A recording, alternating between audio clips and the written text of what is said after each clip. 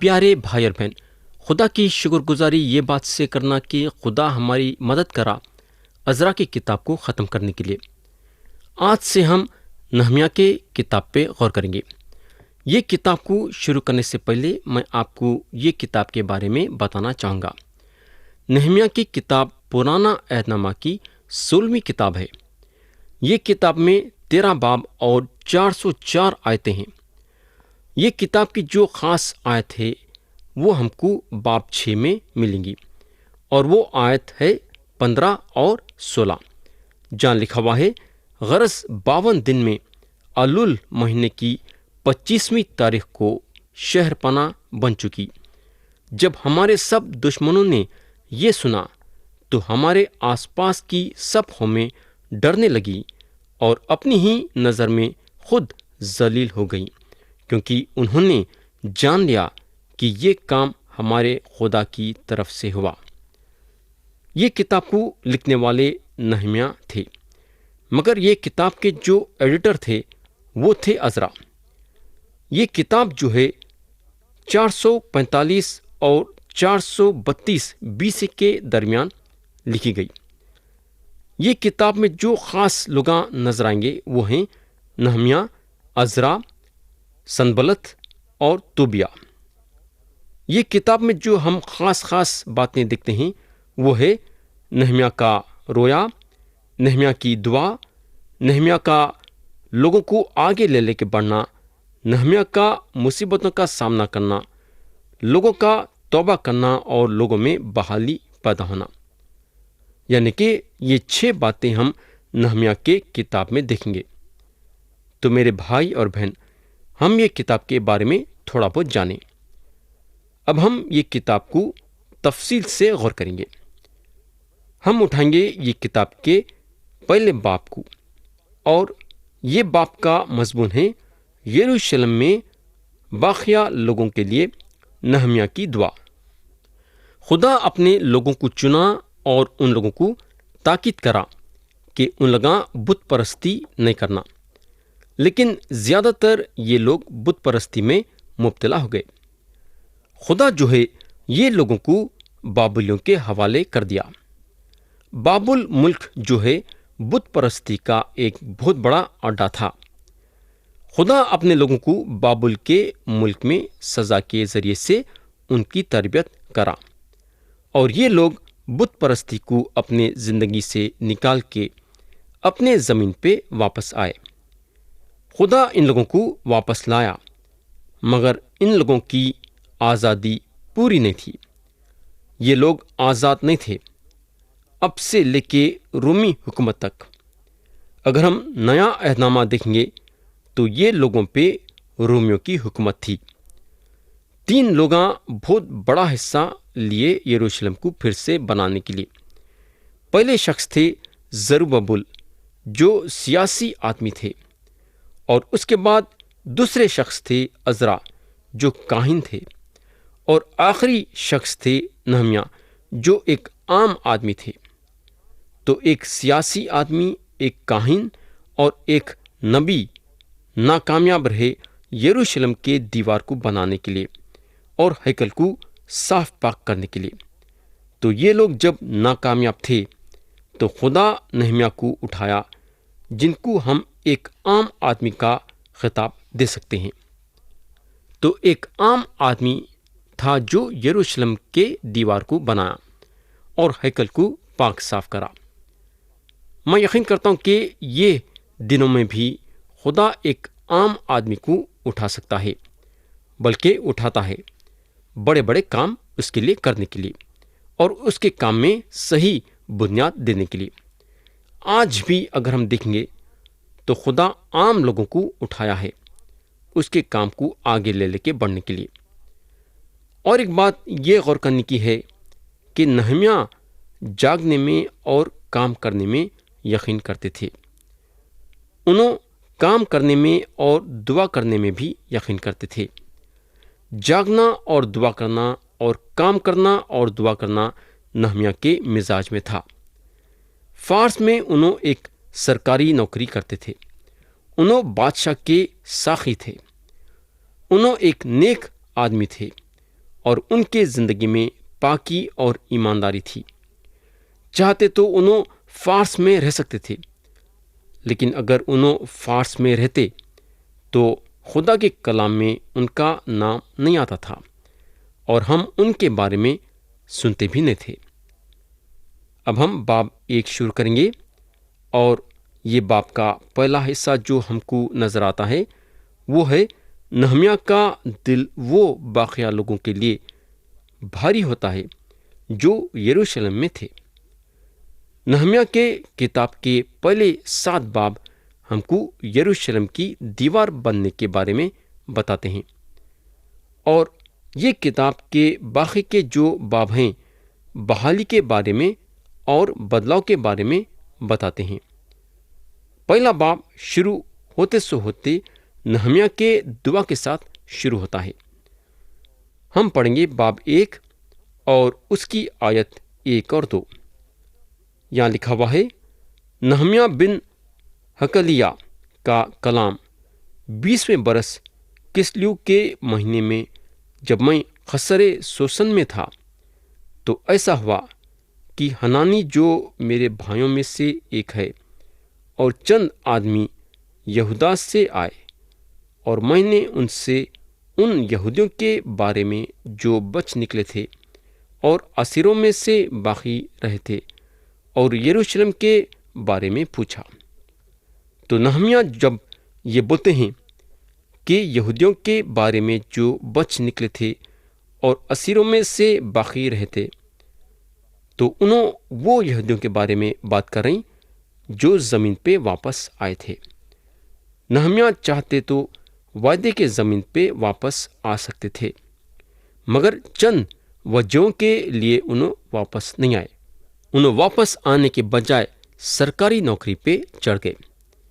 اگر ہم غور کریں گے تو نہمیہ ایک اچھے عہدے پہ تھے، انہوں بادشاہ کے ساقی تھے، مگر ان کے دل میں خدا کی خدمت گزاری کرنے کا خیال تھا۔ خدا کے کام کے لیے انہوں بہت پریشان تھے۔ ایک دن جب انہوں محل میں ٹہل رہے تھے تو انہوں اپنے ایک بھائی کو دیکھے جو ابیچ یروشلم کو آئے تھے، جو اپنے ساتھ محل کے لیے پیغام لا رہے تھے۔ نہمیہ اپنے بھائی کو روک کے ان کو پوچھنے کو لگے، یروشلم میں کیا حال ہے؟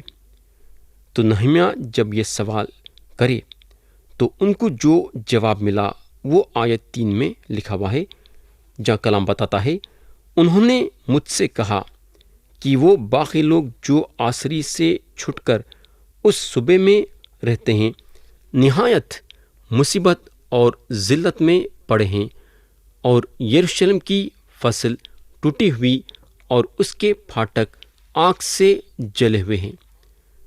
تو میرے بھائی اور بہن، یہ ایک اچھی خبر نہیں ہے۔ کتنی افسوس کی بات ہے کہ خدا کے لوگ مصیبت اٹھا رہے تھے۔ یہودیاں پریشان میں تھے، اور خدا نہیں چاہتا ہے کہ یروشلم میں یہ پریشانی رہنا۔ نہمیہ بھی جب یہ خبر سنے تو پریشان ہو گئے، اور یہ خبر کے لیے انہوں بہت کچھ بول سکتے تھے، مگر سب سے بڑی بات یہ ہے کہ جب نہمیہ یہ خبر سنے تو ان کا دل بھاری ہوگا۔ یہ ہوگا۔ اب دوسرا حصہ جو ہم کو باب 1 میں نظر آئے گا وہ ہے نہمیہ کی دعا۔ ہم پڑھیں گے آیت 4۔ یہاں لکھا ہوا ہے، جب میں نے یہ باتیں سنی تو بیٹھ کر رونے لگا اور کئی دنوں تک ماتم کرتا رہا اور روزہ رکھا اور آسمان کے خدا کے حضور دعا کی۔ میرے بھائی اور بہن، یہ آیت میں کئی باتیں ہیں جس پہ ہم غور کر سکتے۔ جب نہمیہ کو یروشلم کی بری خبر ملی تو انہوں بگڑ کے شکایت نہیں کرے۔ انہوں بول سکتے تھے لوگ ایسا کرنا تھا یا لوگ ویسا کرنا تھا۔ نہمیہ ایسا نہیں بولے، بلکہ ان کا دل یہ لوگوں کے لیے بھاری ہوا۔ اگر ہم عزرا کے کتاب میں بھی دیکھیں گے تو انہوں ایک کاہن تھے، اور ان کا بھی دل اپنے لوگوں کے لیے بھاری ہوا۔ اور یہاں ہم دیکھتے ہیں کہ نہمیہ کا بھی دل اپنے لوگوں کے لیے بھاری ہوتا ہے۔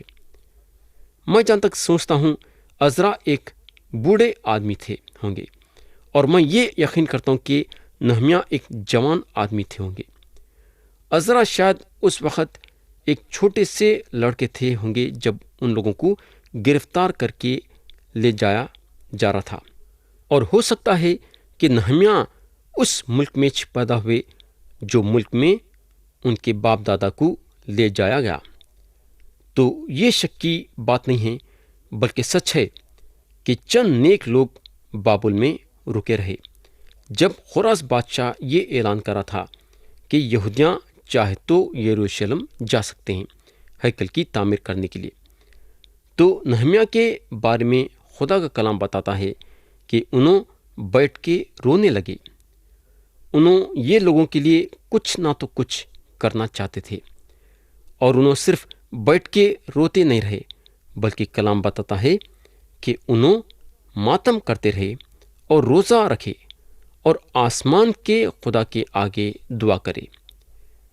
اگر ہم عزرا کے کتاب میں دیکھیں گے تو عزرا بھی ماتم کرے، روزہ رکھے اور خدا سے دعا کرے، اور نہمیہ بھی وچ کرے۔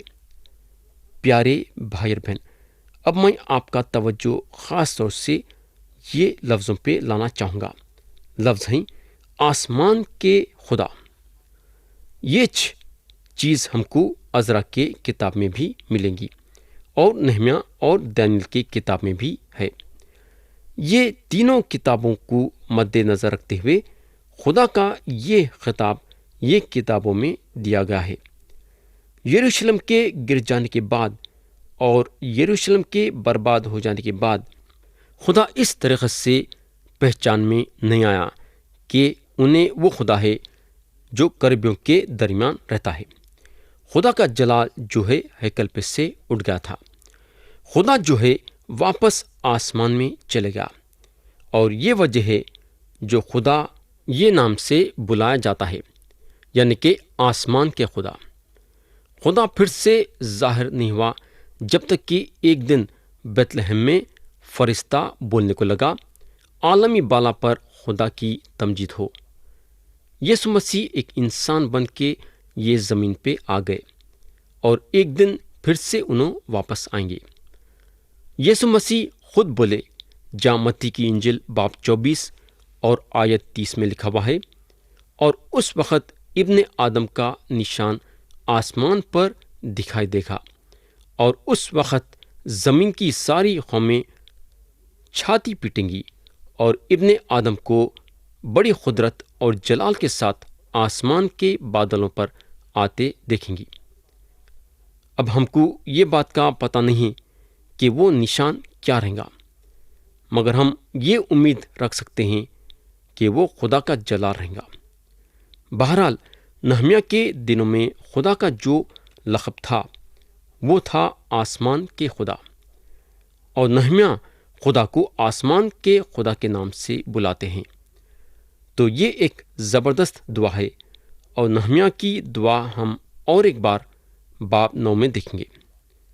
آگے نہمیہ بولتے ہیں، جہاں آیت 5 اور 6 میں لکھا ہوا ہے، اور کہا، اے خداون آسمان کے خدا، خدائے عظیم و محیب، جو ان کے ساتھ جو تجھ سے محبت رکھتے اور تیرے حکموں کو مانتے ہیں عہد و فضل کو قائم رکھتا ہے، میں تیری منت کرتا ہوں کہ تو کان لگا اور اپنی آنکھیں کھلی رکھ، تاکہ تو اپنے بندے کی اس دعا کو سنے جو میں اب رات دن تیرے حضور تیرے بندوں بنی اسرائیل کے لیے کرتا ہوں، اور بنی اسرائیل کی خطاؤں کو جو ہم نے تیری برخلاف کی مان لیتا ہوں، اور میں اور میرے آبائی خاندان دونوں نے گناہ کیا ہے۔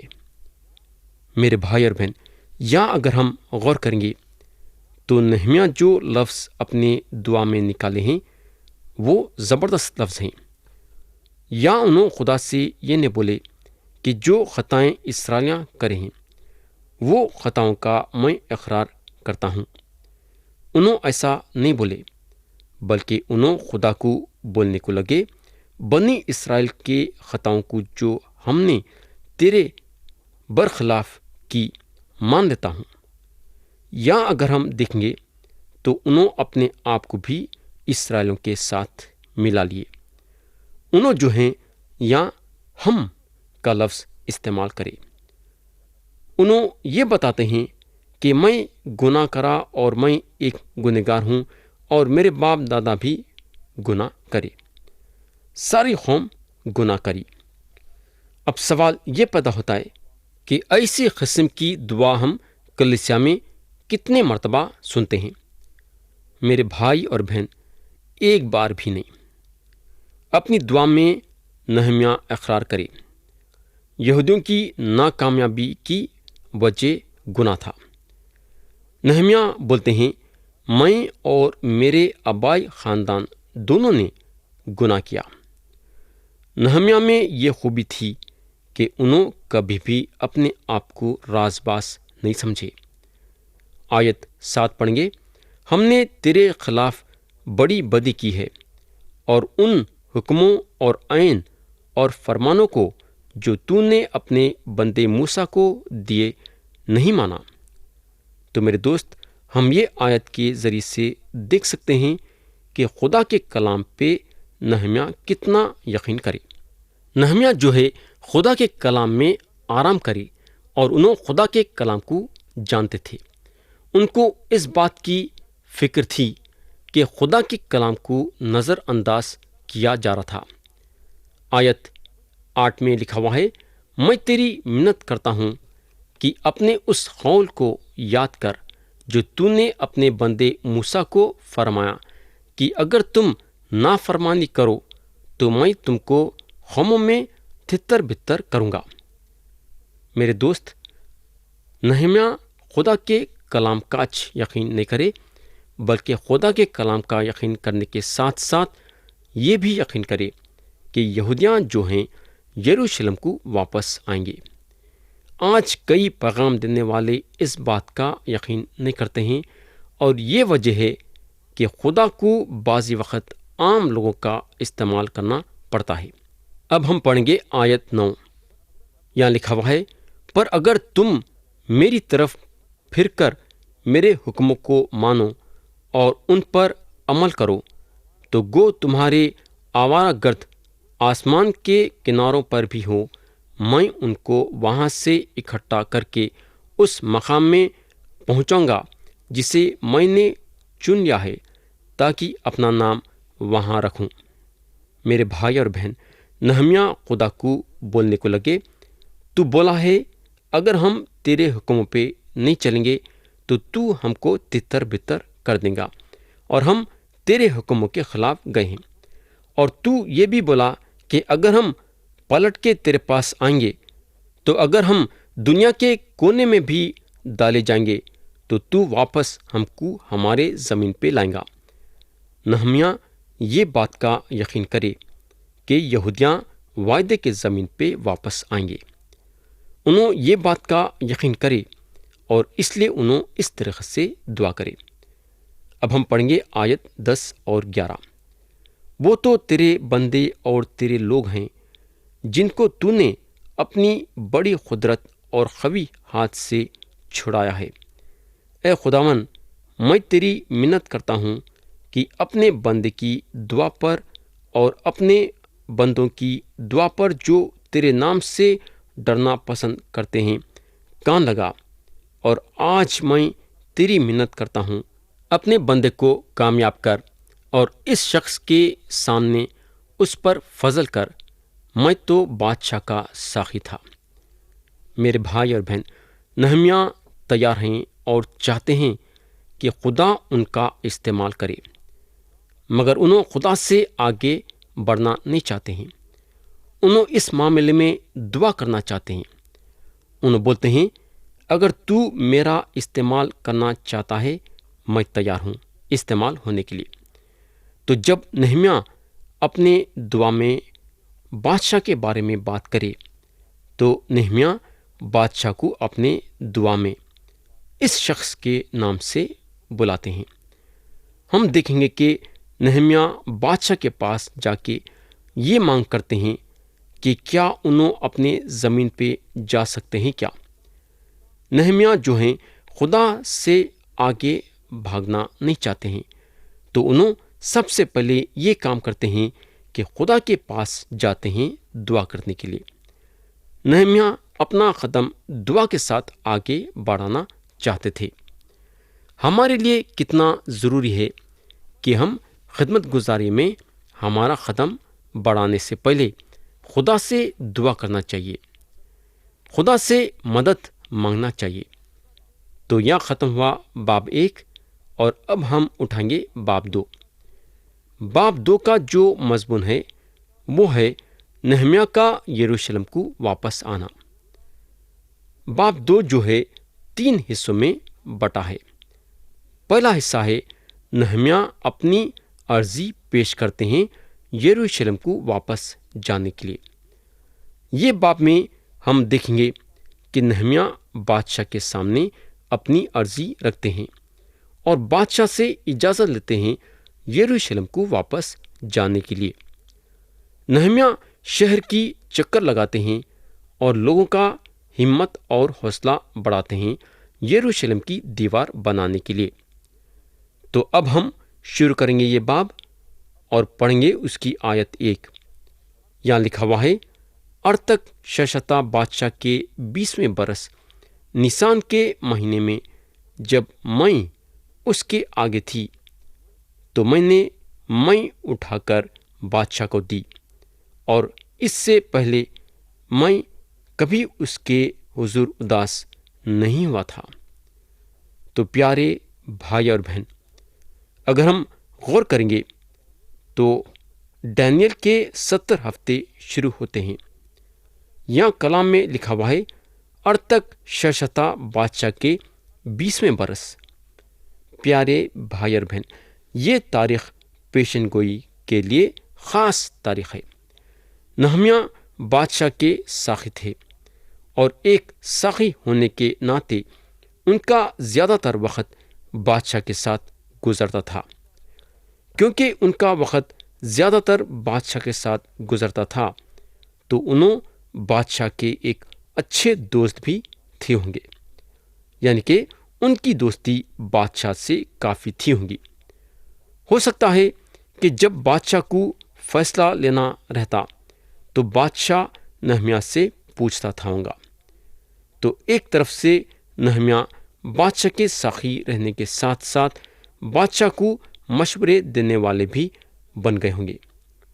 دوسرے الفاظ میں انہوں بادشاہ کے کیبنٹ ممبر بن گئے ہوں گے، اور ہو سکتا ہے کہ کیونکہ نہمیہ ایک بڑے عہدے پہ تھے تو انہوں نہیں سمجھے کہ اپنی زمین پہ واپس جانا، بلکہ انہوں شاید یہ سوچے ہوں گے کہ ان کے عہدے کے ذریعے سے انہوں اپنے لوگوں کو فائدہ پہنچائیں گے اور اپنے لوگوں کی مدد کریں گے۔ اس لیے جب ان کے بھائی آئے تو انہوں ان سے پوچھنے لگے کہ یروشلم کا کیا حال ہے۔ تو پیارے بھائی اور بہن، یہاں میں کلام کو ختم کرنا چاہوں گا، اور آتے سو وقت ہم باب 2 اور اس کی آیت 2 سے غور کرنا شروع کریں گے۔ خدا ہم سب کو آج کے کلام کے ذریعے سے برکت دے، یسوع مسیح کے نام سے آمین۔